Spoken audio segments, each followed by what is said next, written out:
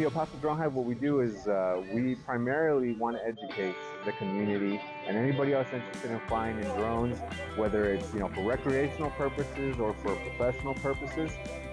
What to keep in mind, what to look out for as they're flying. So that's our main goal and purpose of existence. Basically, is just to make sure that we keep our skies safe. Especially out here, we want to keep our rights to fly.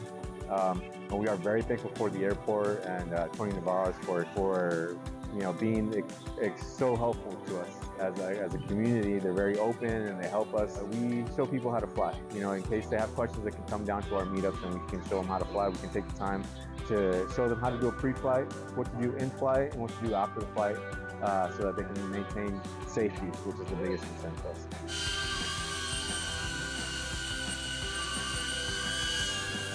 Carlos is one of our administrators for the El Paso Drone Hive. What he's going to do is he's going to walk us through a pre-flight drone check, which is something that we always do when we take off to make sure that we're ready to fly properly and that we don't, we mitigate any type of incident or accident that might occur both before, during, and after a flight. So here he is putting on the propellers to the drone, and he wants to make sure that they're all in the same orientation.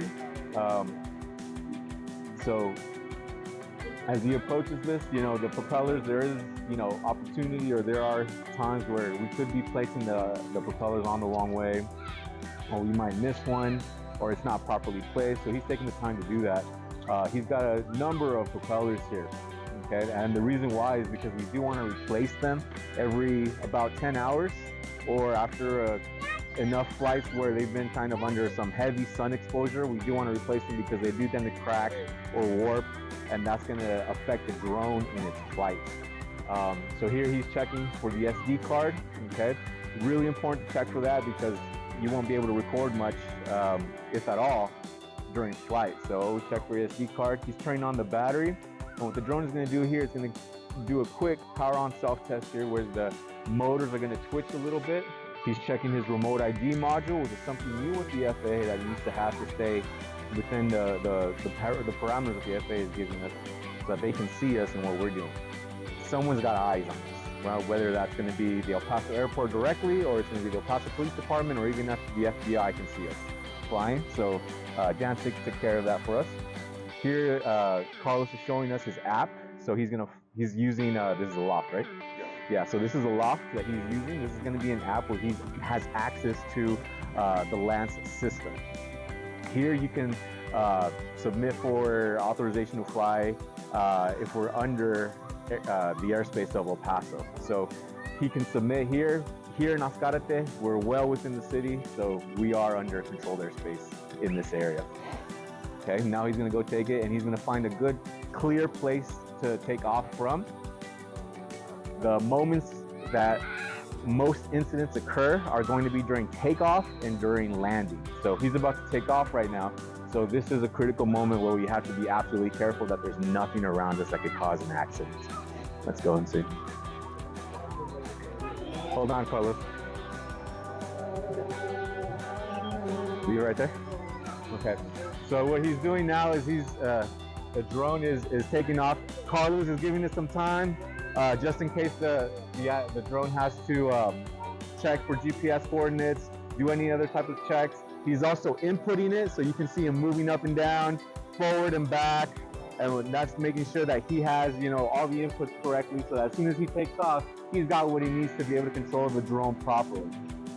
So as soon as Carlos is ready, he can take off, and he's going to take off with the camera facing away from us, which is a good shot to have for video.